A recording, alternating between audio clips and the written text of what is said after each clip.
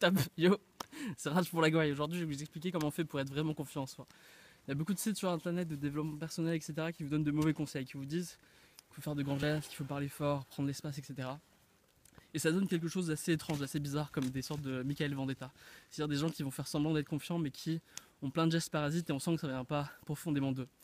Moi, ce que je vais vous expliquer, c'est comment on fait pour être confiant en soi de manière plus profonde. Alors pour ça, il faut aller un peu plus loin. Erwin Goffman, dans son livre Les rites d'interaction, explique Les rites d'interaction explique que quand on n'est pas confiant en soi, quand on est embarrassé, c'est parce qu'on décide d'être deux personnages en même temps. On décide d'être hésitant. Donc par exemple, et en fait c'est un choix conscient qu'on fait, c'est une décision qu'on fait.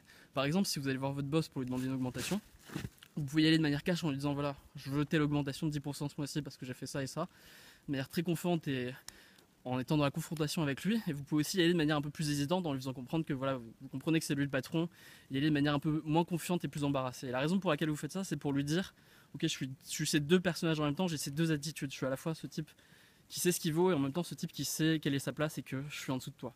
C'est la même chose si vous voulez, je sais pas, demander à un prof de corriger une copie. Vous n'allez pas aller le voir et lui dire la bonne chose à faire, c'est pas de le voir et de lui dire non mais là vous vous êtes trompé de 2 points, je veux que vous me corrigez maintenant. Vous allez plutôt y aller de manière un peu plus hésitante en lui faisant comprendre je crois que là vous vous êtes trompé mais enfin je suis pas sûr, et vous allez essayer d'avoir vos points en plus comme ça en ayant cette attitude embarrassée et hésitante. Et dans tous les cas c'est comme ça avec les filles aussi, si vous êtes inconfiant, si vous êtes un peu embarrassé, parce que dans votre tête vous vous dites la meilleure chose à faire c'est de lui présenter les deux personnages que je suis qui sont en moi, le type arrogant et le type un peu humble, et lui laisser le choix en fait, lui dire voilà je suis celui que tu préfères que je sois. Et ça c'est la pire chose à faire pour une fille, c'est ce qui est le moins attirant. Ce que vous devez faire au contraire c'est être pas réactif et avoir juste l'attitude que vous décidez d'avoir, donc plutôt l'attitude d'un mec qui affirme ce qu'il a envie d'avoir, qui affirme son intérêt, etc.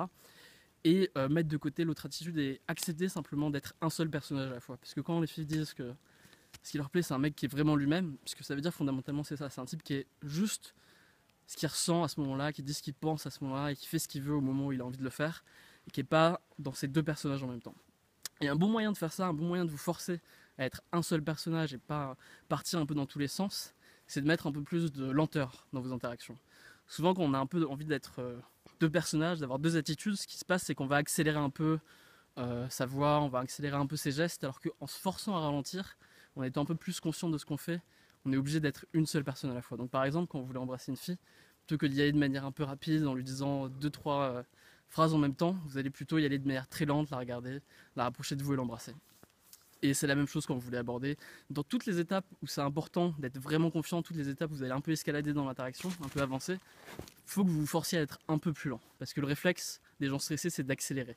Et donc il faut que vous transformiez ce réflexe-là en réflexe de lenteur. Voilà, c'était Raj pour la Gouaille. À bientôt. On se fait des bisous.